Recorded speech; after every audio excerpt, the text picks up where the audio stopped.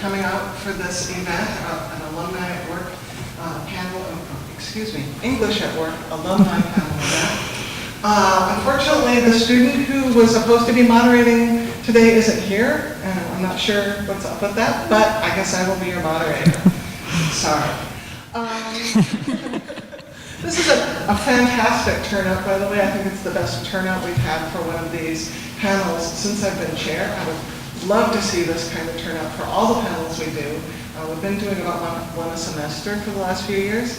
And for those of you who might be interested in some of the previous panels that we've had, we had one last year of alumni who've gone on to pursue careers in law, one last semester of students and alumni who went on to pursue careers in higher education, student affairs, and other areas in the past.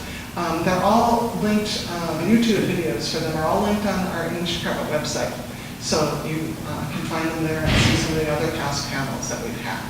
And I encourage you to do so. We've got a great panel for you today. All people who are pursuing careers in either professional writing, editing, or publishing. They're kind of at different stages in pursuing their careers. One's a very recent graduate of Eastern.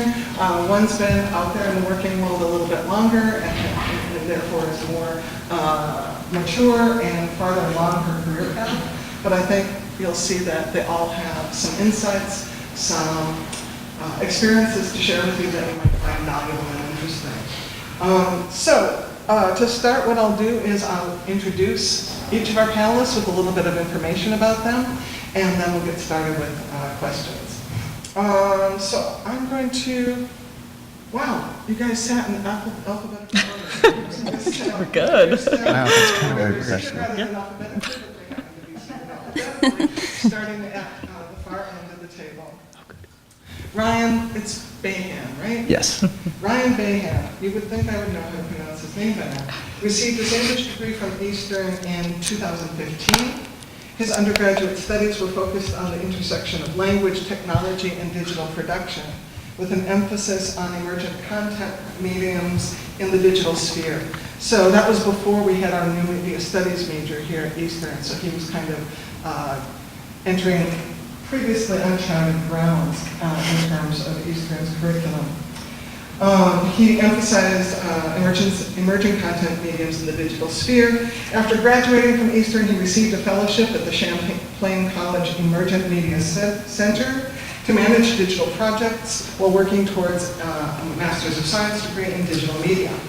After completing his fellowship and MS degree in 2016, Ryan worked as a website designer and podcast producer before joining Stagecoach Digital, where he is now, as a content strategist in early 2017. He currently produces content and provides strategic direction for North America's leading nonprofits, including UNICEF, the Breast Cancer Research Foundation, and the National Audubon Society. Welcome, Ryan. Thanks for having me. Next up is Angela Jalala. Angela graduated with an English degree from Eastern in 2014 and later earned an MFA in writing from the New School in New York City. While at the New School, she worked on a novel for her thesis, which incorporated both plain text and graphic novel elements. At this time, she's still working on the drawn sections, and if you follow her on social media, every once in a while she'll share her work in progress. Every Monday. She currently works as writer for the gaming and pop culture website Nerdable. It's pronounced Nerdable, but Yes. replace the E's with threes, N3RD, etc. She also ghostwrites novellas and longer projects under contract and edits and illustrates others' projects from time to time.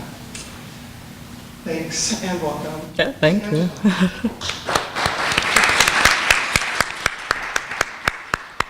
Next is the oldest amongst our alumni, Jennifer Kuhn, right? Yep. I should know that too. Jennifer Kuhn graduated from Eastern, and there's some seats here and there, and then along the edge. Yeah. Jennifer Kuhn graduated from Eastern in 2008. with a BA in English and went on to earn her Master of Professional Studies from the George Washington University in Washington, D.C. Jennifer's coursework and co-curricular activities at both Eastern and GW prepared her for a rigorous and fulfilling career serving professional societies, working on their scholarly and science, technical, medical publications. She's held publishing and leadership roles for the American Society for Parenteral and Enteral Nutrition. You got it. American Society for Civil Engineers, and Society of American Foresters. I said parenteral like that because she was kind enough to put it in phonics. She's currently editorial director for several advanced practice nursing and healthcare titles for Wolters, Kluwer, Health, Lippincott, Williams, and Wilkins, right? Yep. Shoot, based in the company's Philadelphia office. She also owns and operates the world's only print periodical for child care workers, Nanny Magazine, which has published since 2014. Welcome, Jennifer.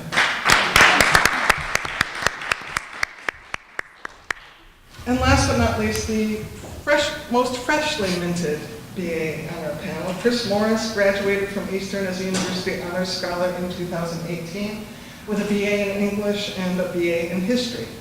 He has since served as the editorial assistant of the award-winning independent press Elephant Rock Books, where he first began interning while at Eastern in the summer of 2016.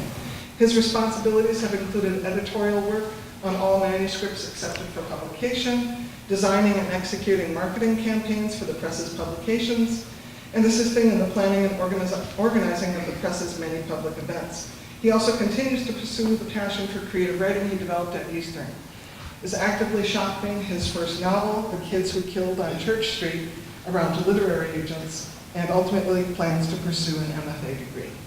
Welcome to Chris. So we'll begin the Q&A. First I'll put a question to the entire panel and give them turns to answer it. We'll have a couple of those, and then I've got some specific questions for each panelist. So first to the group, and we'll start with Ryan and move this way. What inspired you to pick your current career path? Sure. Can everyone hear me all right? Good? All right, cool. So getting out of college, I feel like it's always kind of a mix of what you want to do and what your first job is going to be, and kind of trying to find the middle ground there. So what inspired me was I got out of school, I got my master's, and all I really knew was that I wanted to write stuff that was probably going to be online, and that I wanted to have that career be long, obviously. So the biggest thing, I think, was starting things in school that I really enjoyed. For me, it was just doing some blog stuff and doing some stuff on the side with some of my friends, and having people who contrasted the stuff that I liked, and then leaving that, going into trying to find, first of all, a job that's somewhere close to what you want to do. It's easy when you get out of school to think like, oh, I'm in Connecticut, I'll just go to an insurance company, or I'll just like do this thing for a little while. But like, it really is important to some extent to try to line that up just to some element, whether it be writing or going into education, finding that first baseline to grow from, and then just trying to find people who you can consider mentors to kind of like cultivate what it is that you like. Because I mean, to some extent, you never know. And as technology kind of grows, there's a lot of avenues to take. So, and there's such a wealth of people with LinkedIn and with bosses and people, like if you say, hey, I really like you, I think you're smart, and I want to learn from you, almost anybody is going to go, okay, like I will teach you. This is great. So coming out of school, finding a couple small avenues of things that I know I like, and identifying areas in which I wanted to grow, and also narrowing it a bit and not thinking like, oh, I'll just go do anything, or I'll be good at design and writing and this and that and this and that. Like finding like 2 or 3 things to hone in on, and 2 or 3 people to get you inspired to keep doing those things, and then just kind of pushing forward from there. So, Angela, what inspired you to Ryan kind of just answered that better than I ever could. But it was kind of the same thing where I got out of college. I knew I liked to write, and I kind of just grabbed the first job that came along, and I was like, well, I don't like this very much because it's not writing. So it was, again, like going on LinkedIn or whatever and finding those avenues, even if it wasn't creative writing all the time. You know, I could edit someone's legal documents, and that would be a way in. And then I followed my MFA, and then I started getting creative work, which was even better. And Jennifer? Well, when I graduated, I had no idea that I'd fall in love with science, technical, medical publishing. Like, nobody ever talks about that, you know? It's just something that exists in the world, and nobody really thinks about it. As the elder of the group, I had the great pleasure of graduating in 2008, which what happened then, the Great Recession, right? So awesome, lucky me. I actually had no idea what I wanted to do with my English degree, so I told myself, hey, I guess I'll go explore the world a little bit. I'd done summer nannying, on the Jersey Shore. I went and I did that for a little while, and I told myself the farthest away I'd be willing to move from Connecticut, from my home, my mom's here, hi Mom, was to the Washington, D.C. area. And because I wanted to be able to go home on the weekends if I wanted to. And it's just a series of lucky breaks and just happy little accidents along the way while I was down there. The George Washington University was convenient and reputable, so I started my master's in publishing down there. And then because the publishing scene in DC is mostly societies, that's how I kind of got pulled into that line of work. And I think I ended up having some really amazing mentors who helped me when I was a newer graduate to sort of find my footing in scholarly publishing, and a lot of lucky breaks along the way from there. And I really love what I do. I publish materials that are helping people in various professions across the country, across the world, and supporting the work that they do through access to research or translation of knowledge into practice, and it's really, really exciting. So I love what I do. I never knew when I was at Eastern that I was going to love this. I love copyright. I never knew I was going to love copyright. So yeah, just a lot of happy accidents along the way, and here I am. So. So, I mean, you kind of mentioned that I started my job when I was still at Eastern as an intern, and that kind of happened also sort of by accident, in the sense that I was looking for something to do that would have been the summer of 2016 that had anything to do specifically with creative writing as like just something that I could do theoretically just for the summer.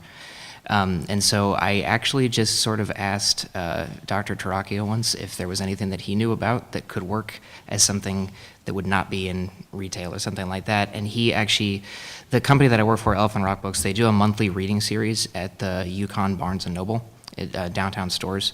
And he'd read there before, so he knew the name of he'd been in touch with the publisher there.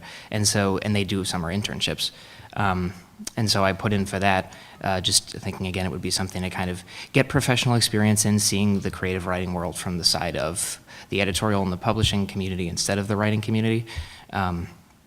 And I did that for that summer, and then the publisher just kind of asked me if I wanted to stay on since I was close, obviously, and that would have been for the next 2 years. So I did. I worked very, very, very part-time during the school year, and then this year between finishing undergrad and then going on to grad school, I just stayed there because I knew I wanted to go into graduate school in creative writing. And I've heard said many times that in addition to something like an MFA, one of the best ways to obviously learn how the professional creative writing community works is to see the standards that they have for publishing, how they go about the editorial process, and just kind of seeing what things look like for the writer from the side of the people that they work with. And so that's pretty much how that happened. Thank you. Thanks, everybody. So this time I'm going to start with Angela. Oh. Can you tell us a little bit more about what it is you're doing now for work and what's involved? So like for ghostwriting, doing just about everything. I get an outline and then I have to like pump it up and make it look good and, make it 16,000 words instead of just 100 or 200. So there's a lot of research, not as much as you might think, but I think part of that is because I took very good care of my notebooks from Eastern. Keep that stuff, even if you're not sure you'll ever need it again, because you might get a ghostwriting job and you might have to look up demonology, and thank goodness you kept your notes on that. That's a shout out for the medieval lit classes. Take them, they might help. A lot of editing and self-editing and writing and being open to communication. You need to be able to hear advice. So if you have trouble taking advice, now's the time to get used to it. I'm fine with it, but even in my MFA program, I had a lot of people who were very resistant to like talking about their ideas. So that's something, that obviously comes up a lot with, I call him my supervisor, but that's not really what he is. But with the guy I ghostwrite for, that comes up a lot. And that's the same with writing for the website. You're doing a lot of research, you're getting news pieces, that's more you want to try to find the right angle. So you kind of have to, I guess, have an inquisitive mind and try to think more about your audience for that one. Like you're always thinking of the audience. So in some ways it's very similar, but how you approach it, I guess, is a little bit different. So does that, yeah, sorry. I just want to ask a follow-up Oh, yeah. question. So with the ghostwriting, are you ghostwriting for a particular individual, or is there like an agency that's sending you projects? Or? So it is an individual. Obviously, I'm not allowed to say who it is, but he does work under a company. But so far as I know, it's really just him. But the idea is that eventually, he'll expand to have, a whole publishing company that's working for him. But right now, it's just him. So Jennifer, can you tell us a little bit more about what you do? Sure. So I work in scholarly publishing just as a broad field. Right now, the company I work for is Wolters Kluwer, which a lot of people who work in the nursing field will know as Lippincott, Williams, and Wilkins. I work on 4 advanced practice nursing journal titles right now. So that involves a lot of different aspects and a lot of liaising with other departments within the organization. The organization I work for now is very, very large. They're a multinational corporation. They're owned out of the Netherlands. I work in their Philadelphia office. So I oversee a team of 5 people. They're all really, really wonderful. I report to a publisher who is ultimately responsible for the financial performance of the journals, positioning them as sort of leaders within the marketplace of journals. And really what we do is publish content and publish research that is useful for practitioners who are caring for patients with specific either disease states or practitioners of a certain type, for example, nurse practitioners or physician assistants. So a lot of different aspects go into that. Like I mentioned earlier, copyright is a big part of my day-to-day life. You, as students, you guys know you can't just take anything off Google Images and then turn it around and submit that or publish that elsewhere, because that would be infringement of copyright. So a lot of different things that go into that. Budgeting goes into it. Obviously, you have to have a really strong background in copy editing, so those commas matter, guys. But it's really great to see sort of the transition. Right now we're in this whole world where digital is taking over everything, but print is not dead. It's certainly still alive and kicking. A lot of people like to see that. That in particular ties in really strongly with advertising revenue, and all of the digital opportunities are sort of supplementing that, but it's sort of creating this competition between print and digital. So it's an interesting time to be seeing what's going on there. And then there's a lot of things going on in my world with academic libraries like Eastern's, like the J. Eugene Smith Library would have big deals with publishers like me to have access to specific titles at a certain rate every year. So things are changing a lot there, again, tying back to technological advancements and things like that. So it's really, really exciting. Being able to just interact with other departments like the ad sales team, the marketing team, the digital teams, all of that. It's really, really exciting. So there's a lot that goes into it, and that's just in my day job. I also publish a magazine as well on the side. That's like my side hustle. Everybody has one these days, right?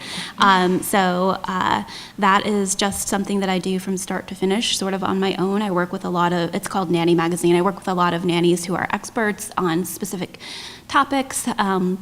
They'll submit articles, they will submit photos if they want to be published. I'm always open to working with any students at Eastern. If they want to be published for the first time, let me know. And I'll just, should I shout out the internship now or wait? Sure, well, sure, if you want, real quick. And then my company also has an internship for paid summer interns who are looking to get experience in editorial, marketing, or like communications type roles. So let me know if you're interested.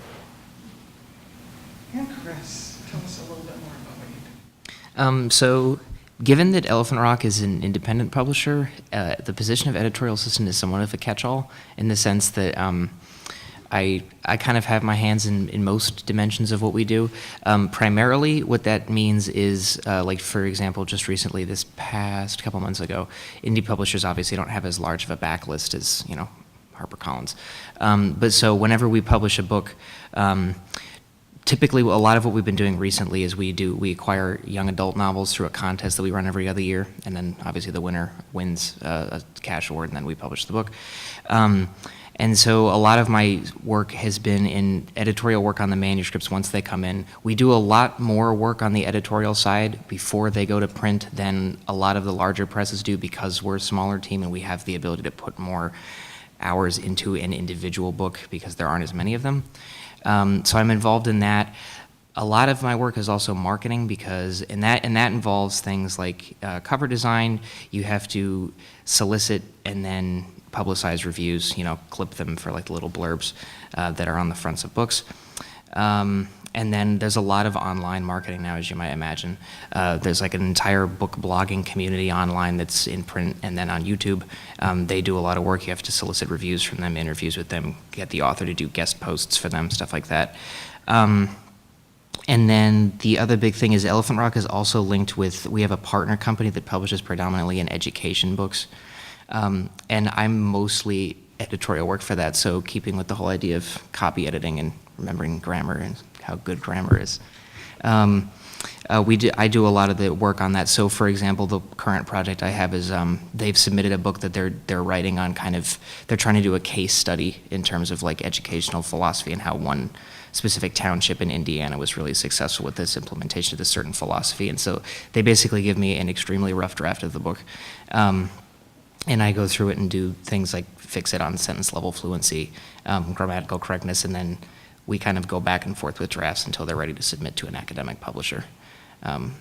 So, yeah. Okay, thanks. And finally, Ryan. So I work for a full-service digital agency, which means that when we take on clients, we will handle the full scope of whatever they need in the digital sphere, whether that be websites, email, social, really anything that can be produced online, we'll take on for them. So my job is essentially sitting down with the stakeholders of the company and deciding, like, what are your short-term goals and what are your long-term goals, and what are the things that we're going to make those things happen. So for example, like if, and we work pretty much exclusively with large-scale nonprofits and people in the political sphere. So people may come to us and say, we need 150,000 people to sign this petition that says you need to do this thing, or like we need to grow our email list by this many people so that we can have a larger audience to get this grant. Then we'll sit down and figure out, like, okay, well then what would a landing page look like? How could we convey this information to people in a way that like makes them actually want to do it and is compelling? How can we create blog posts and social ads to support this content? Like, would you need a microsite like living off of your website that like it's just one website dedicated to the social issue or something like that? And then how do those things work together to create like a cohesive narrative that kind of goes across medium? How can we engage people more so in this space, and how can we create kind of long-term impact more than just like one marketing campaign doing one thing? Like, what is the bigger picture of how these things will integrate to support your brand or support your organization or whatever it is that you want to do?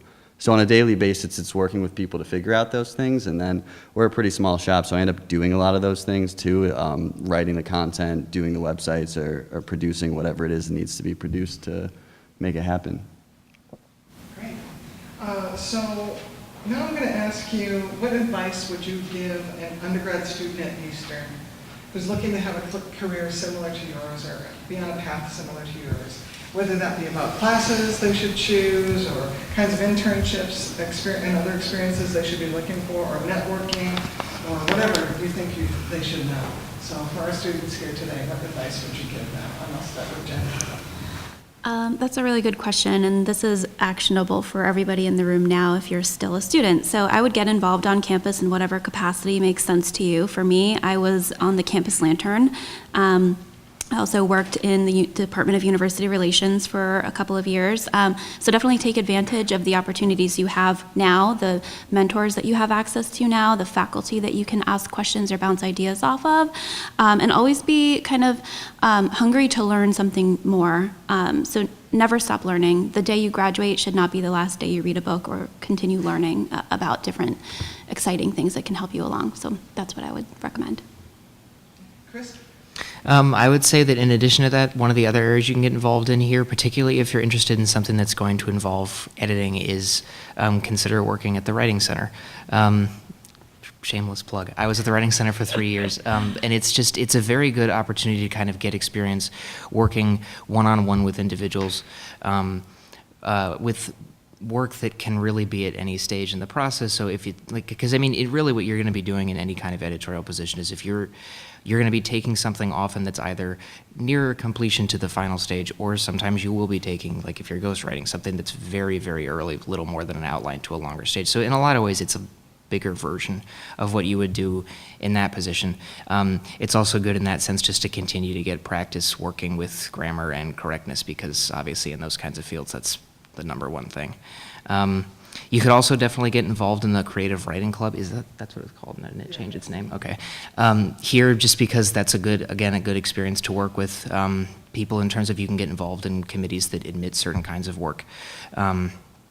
And if you go into publishing in the creative writing sphere, that makes a lot of sense. And honestly, just ask faculty if they have connections for stuff, because as I know, you would never really know what they might say. It's all, in a lot of these cases, networking is a huge deal, as you might imagine, and it's good to just kind of survey where people are, what they know, who they might know, and what their ideas are for things you could do either during the year while you're also in school, in the summer immediately afterwards, in terms of graduate school, whatever it might be. So, yeah. And Ryan? Yeah. So the first one's going to sound super tired, and I'm sure you've heard it a million times, but I think just like start a blog and something you're interested in. I really think it's like so important, and if you think of it this way, if you were to just, whatever it is, like pick a topic that you enjoy, start a blog, write one post a month for 2 years. You have 24 pieces of content when you graduate. You'll probably have traffic going to your site. You'll have a resume that says, like, I graduated and I have this site that has X thousand page views, and like you have something tangible that you did for yourself on a topic that you love. And even if you were to do something like a Squarespace, I mean, the cost of it is less than a college textbook, and you're doing something that millions of people in the professional marketplace use, and that there's flexibility to grow and turn into something that you want to do kind of for yourself. And then the other kind of the educational piece of that is Eastern is so flexible in terms of like what you can do. I ended up like interning for teachers and TAing for people that didn't even offer it. I just went in and asked, because there's small classrooms, like you don't have this like huge school experience where nobody knows your name. Like you can hang around the English department and ask for so many things, and people will be so willing to help you along your journey and give you advice. And that really is something that really shaped all the things I wanted to do. I mean, like half of my essays for Dr. McNeil's class were on like Skyrim and like what I liked about video games. Like there's so much flexibility to like find the topic and then tailor it to what it is that you like, and have teachers that really care about that and want to cultivate that. So I would just like take advantage of that. Yeah, I mean, going off of that, that's cool that you wrote about Skyrim. My senior thesis was about Silent Hill, so I can definitely attest, like, you have freedom if you're willing to pursue it, and you should pursue it, because it's a lot of fun. And it looks good in interviews because it shows you have a flexible mind. But yeah, I would repeat a lot of what's been said already. Get involved with the Eastern Exposure, if that's what it's still called. Is that what it's still called? Okay, cool. Yes, get involved with that. The Campus Lantern, the Writing Center. Obviously, if you want to ghostwrite or edit, it really helps to take writing classes. And yeah, communicate with your professors. I went to grad school because I talked to Professor Taracchio and he suggested grad school, and I said, that sounds great, and there I went.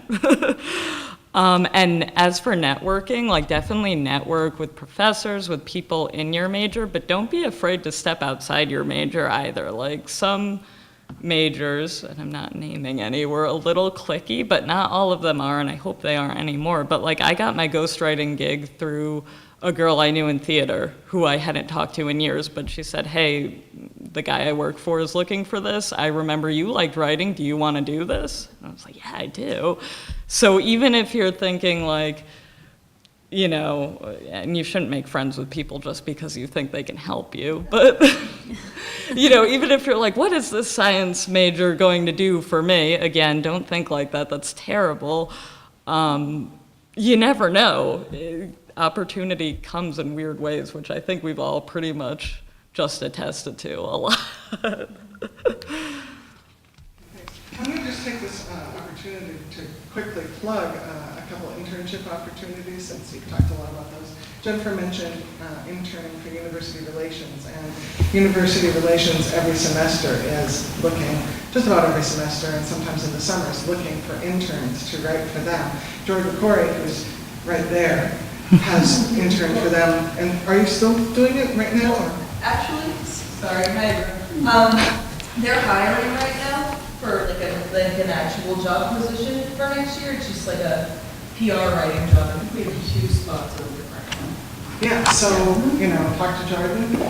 It's writing news stories that will go out as news releases, that will appear in some of the Eastern's publications, et cetera, about events like this one, and other things like that. So that's an excellent internship opportunity. Also, the English department has an internship every semester for 2 students to oversee our social media presence and then edit our newsletter that comes out every semester.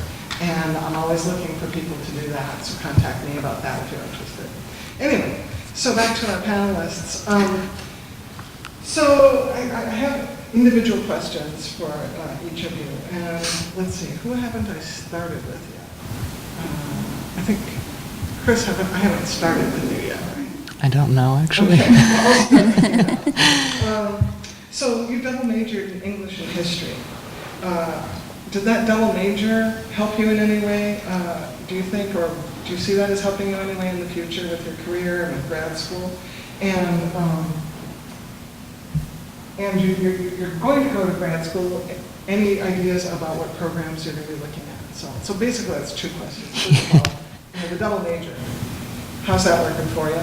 And you're looking at grad schools. How's that working? Well, so I'll kind of answer those at the same time, I guess. But so I entered Eastern initially as just a history major, and then kind of realized by the end of my freshman year that English was. I obviously really like history. I would have dropped it to a minor, but I realized that English was kind of where my focus really was. So I think the benefit to having done both of them was, one, in some ways, I think the everything that we've been saying about like attention to manuscript detail and stuff was advantageous. I'm not saying it's not a thing in other majors, but I do know that history here at least is really, really bent on writing skill. Is like a lot of how they grade things. It's a lot of how they focus on, like the methods class is very oriented around manuscript preparation, citation methods, all that kind of stuff. So just having that additional attention to detail was great. It's also useful in the sense that and a lot of the literature classes, particularly ones that are like based in historicism, are just ones that draw from different literary periods. It was good to have a different side of things, because I ended up having, I think, a larger breadth of the cultural impacts on some books and stuff like that, and a greater sense maybe of the literary tradition than I would have if I had just stuck with only one major, just because a lot of my English major was geared towards the creative stuff and not necessarily as much on the literary theory. In terms of graduate school, I actually just signed a couple weeks ago. I'm going to end up going to the MFA program at the University of Mississippi in the fall. And the other reason that I think the double major was useful was because, as anyone who has done it knows, MFA applications, like all grad school applications, are incredibly unpleasant. And it's useful in a lot of ways to just have as much ability in terms of articulating yourself, making yourself stand out, and explaining really how it is, what you want to write, kind of why you want to write it, and how you kind of hope to grow as a writer within that context. And so because English and history are both really writing intensive majors, I think in a lot of ways that was probably just the best advantage of having both of them. Because if you're considering anything in publishing, or if you're looking to go to grad school or just be professionally writing in general, the most important thing to do is just be writing a lot and to continue to do it. It's like an instrument. Like, you can't just do the writing exercise for class and expect that to be all that you need to do. So yeah, I mean, in retrospect, I'm very glad that I stuck with both of them.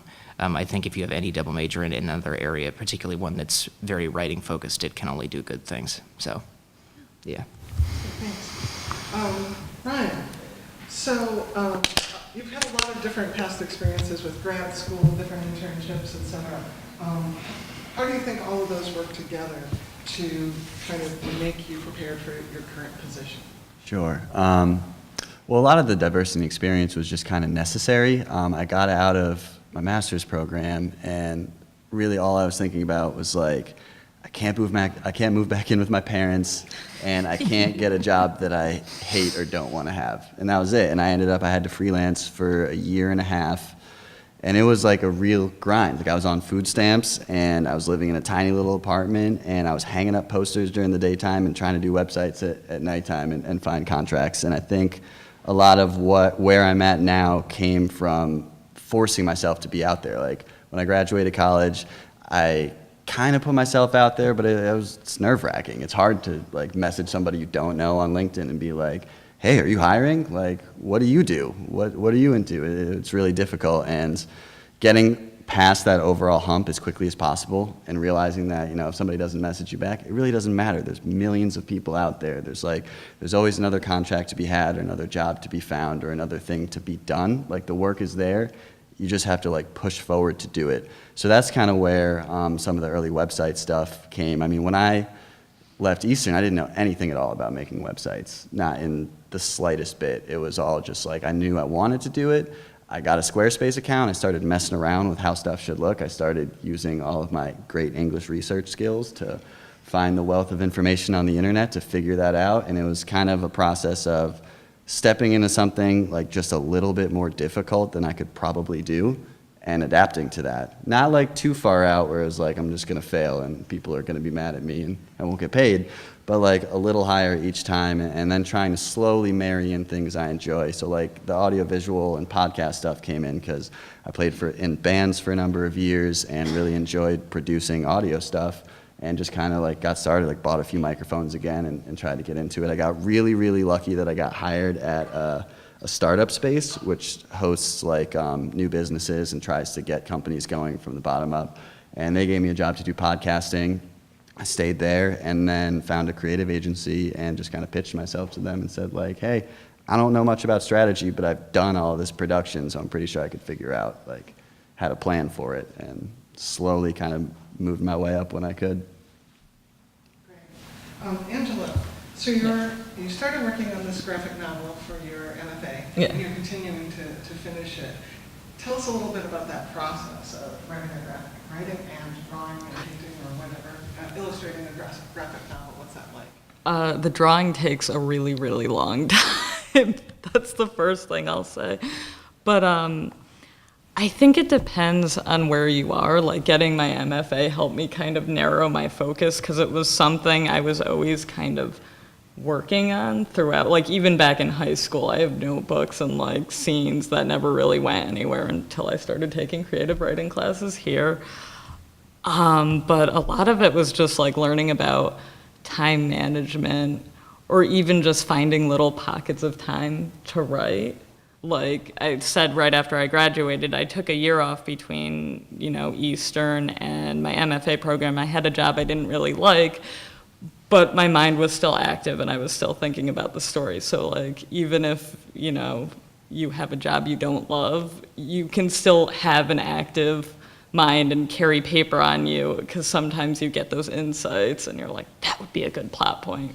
You need to have paper to write it down. Do not have paper on you at all times because it's a mistake. You won't remember it. That's big advice. And the drawing especially is just like you really need to make your time for that, because when you look at a comic book, you look at a page and you think, well, this is beautiful, but how long did it really take? It really took a long time and you hurt.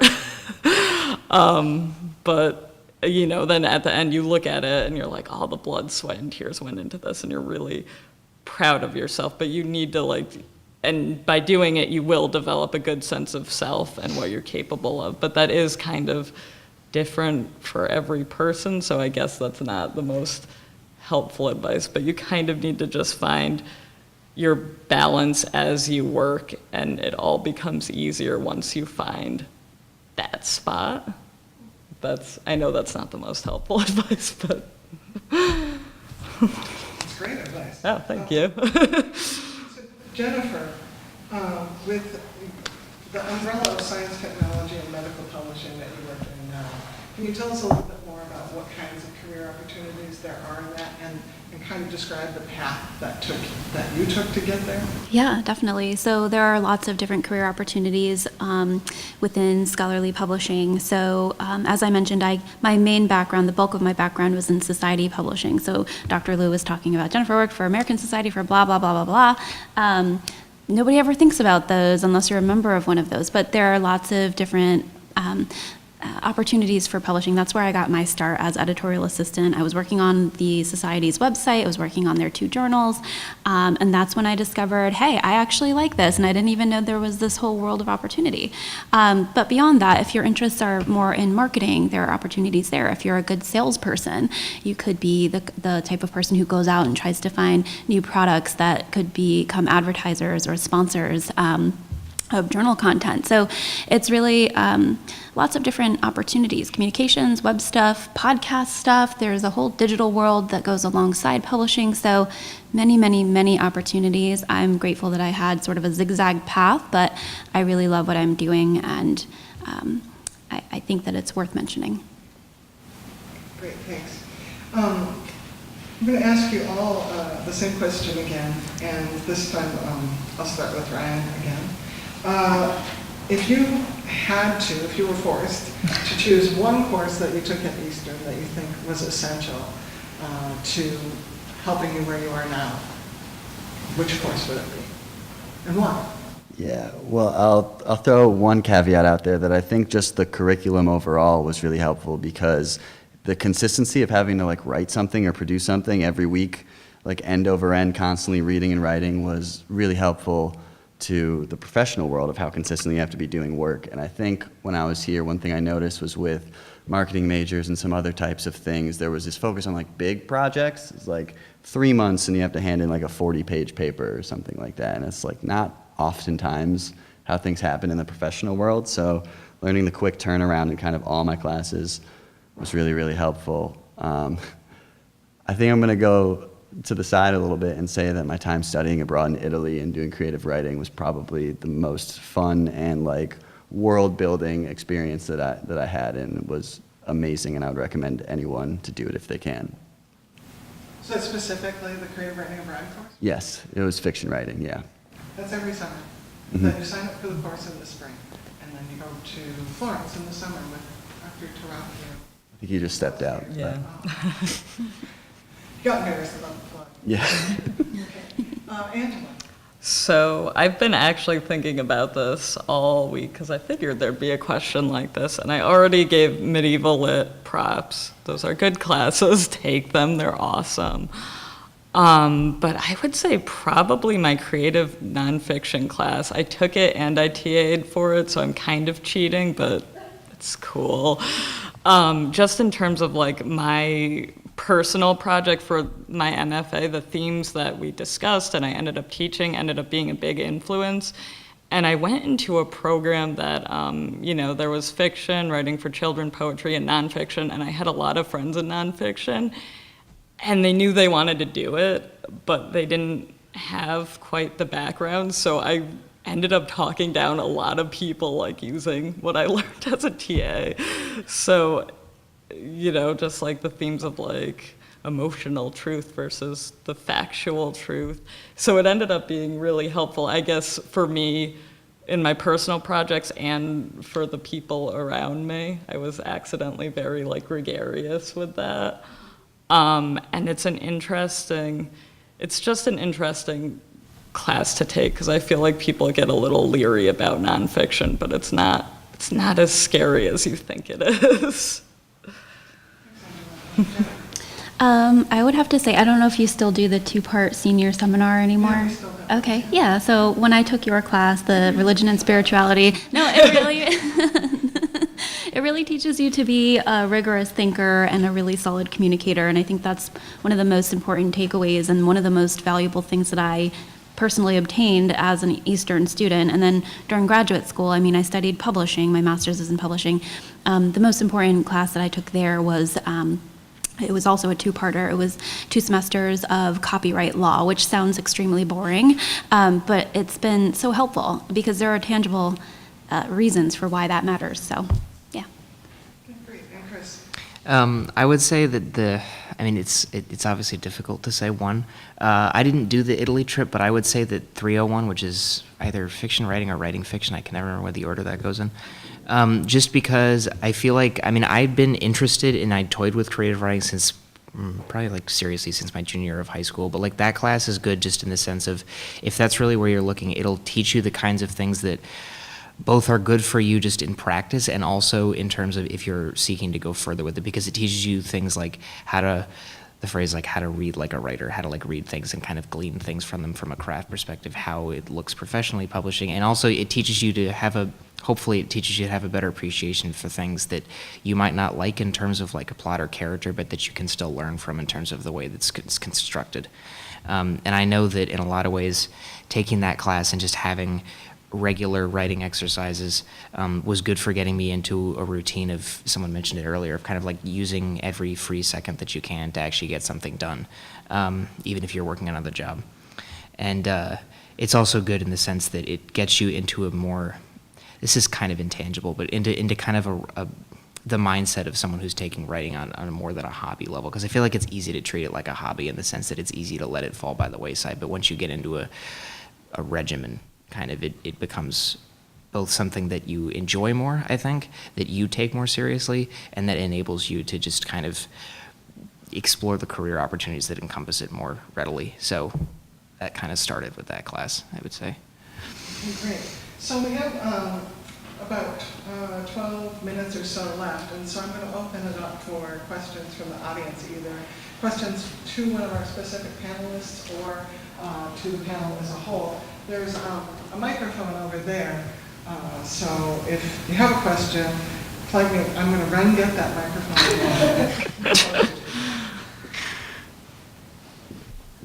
Hopefully somebody will have a question.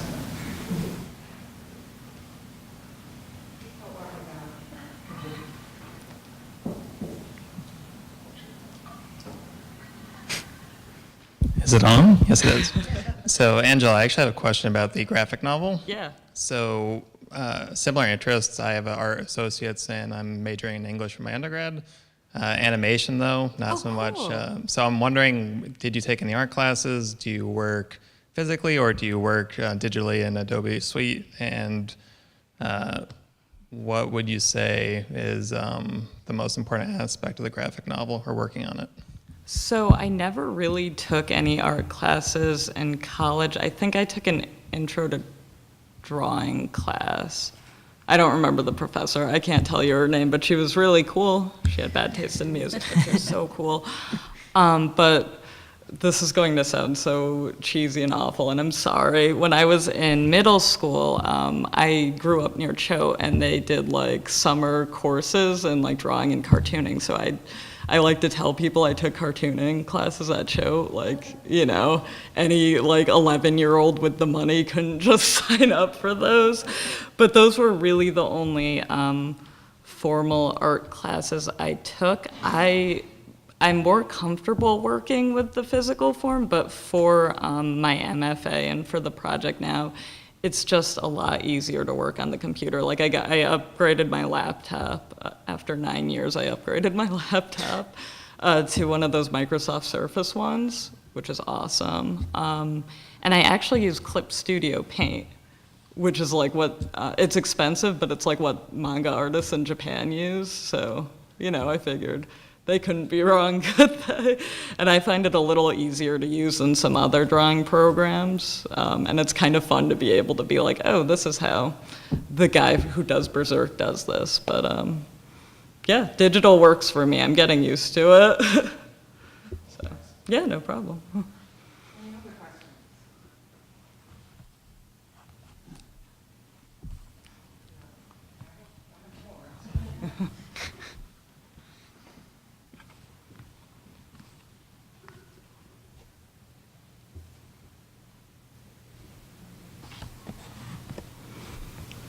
just going to ask you all then, was there anything else you were dying to tell us today, or you were hoping to tell us today, that my questions haven't elicited from you yet?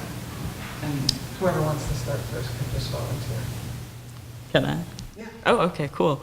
I think one of the prompt questions you had was like the most useful choice we made at Eastern or at grad school or something like that. And I think the best one I did, which isn't really a choice, actually, it's silly that I framed it like that, but you really want to put the best you can afford to do into everything, like, you know, without being at the expense of your health or anything. You obviously don't want to do that. I did that. It's not fun.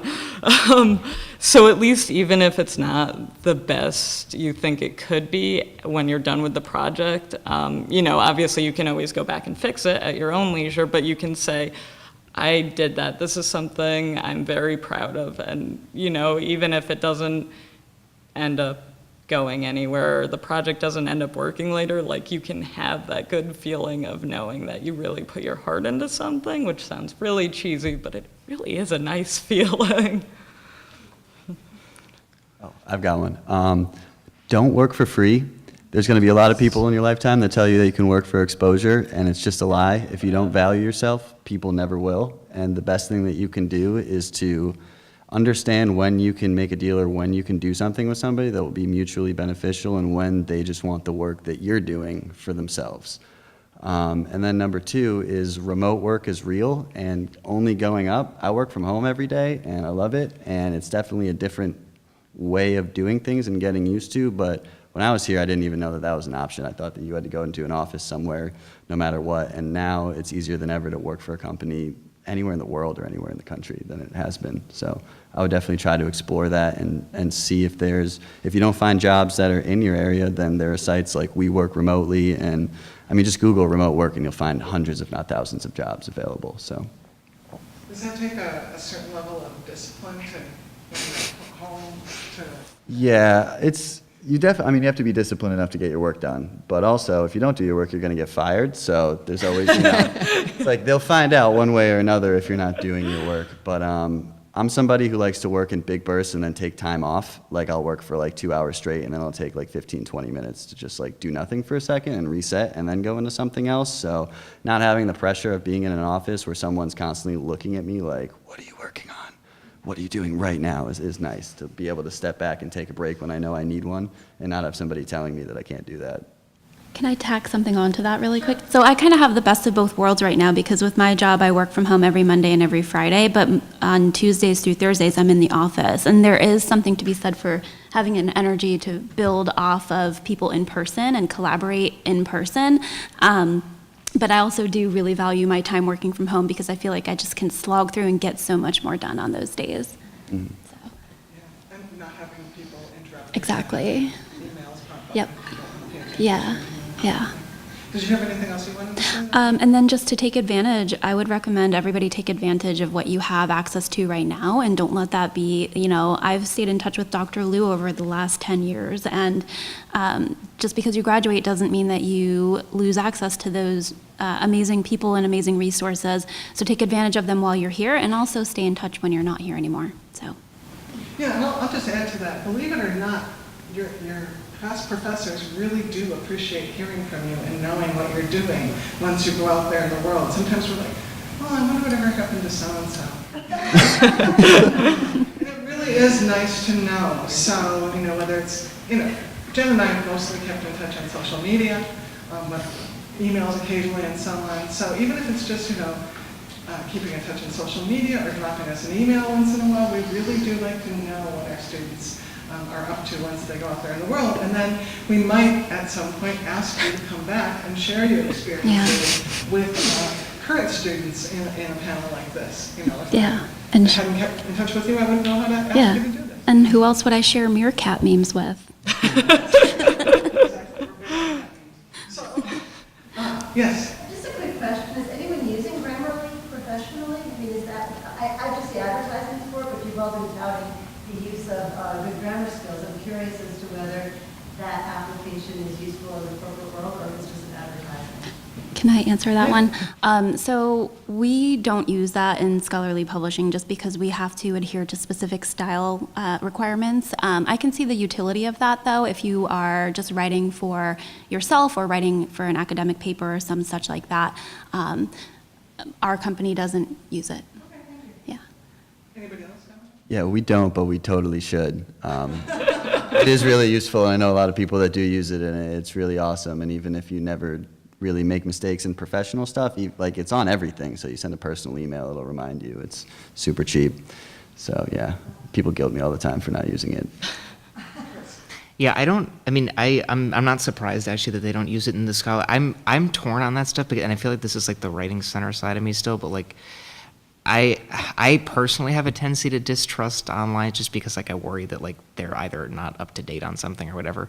But like we haven't, and I know the only thing I can say is that I know that when I don't use it and if I copy it, and I know that our copy editor who's freelance, who we outsource some of the stuff to, doesn't personally, but I think it's mostly for what you were saying. It's if there's very particular stylistic concerns, I think is when they veer away from those things, just out of the possibility that it doesn't adhere to something specific.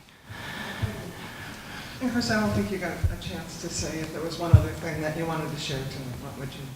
Oh, I guess I would just say, and this is again more from like the creative side of things, I mean, people say it, but it really is a genuine thing. If you're interested in it, in any capacity, try and form something even informally with people that are either in class or just that you are here that you know are interested in this stuff. I mean, I know I'm not far out, but I still have friends here who I've shared work with, and it's just really good to get feedback on stuff, particularly because once you get over that initial hurdle of the awkwardness of sharing creative work and kind of get past that and accept that sometimes you're just not going to turn out good stuff and some days are going to be really bad days and all that, it's really, it gives you the kind of reassurance that you need to keep going with it, because I know for a lot of people it's tough to kind of ever know if you're actually doing anything right, because a lot of it is subjective. The best way to do that is to go and solicit opinion. So yeah. Yeah, I would totally second that finding people who can be critical of you, it's difficult to hear that something's not good enough, but inevitably somebody's going to tell you, and having friends and allies and like a group of people that you know can be completely honest with you is going to go so much further than people being like, yeah, man, that was like really good. Like, that's awesome, because Yeah. who knows? Definitely. And sorry, can I pop in? And I agree, that's kind of going with the, learning to take criticism or suggestions in the writing classes.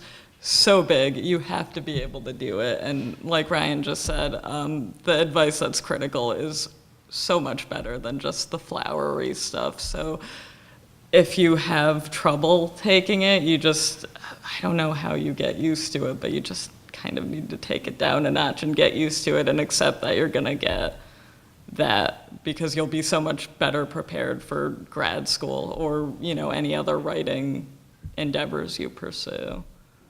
I think of it sometimes as like a lot of things that you have to do for your physical health are not pleasant. Yeah, yeah, that's perfect, actually. Physical therapy, exercise, certain medicines, etc. But you do it because you know that it's going to be useful to you and better for you. And taking criticism on your writing is the same thing. Sometimes it's like, oh, that didn't feel so good, but then if you improve as a writer because of it, it's worth it. Okay, so I want to just thank everybody on the panel, and thank you all for being here.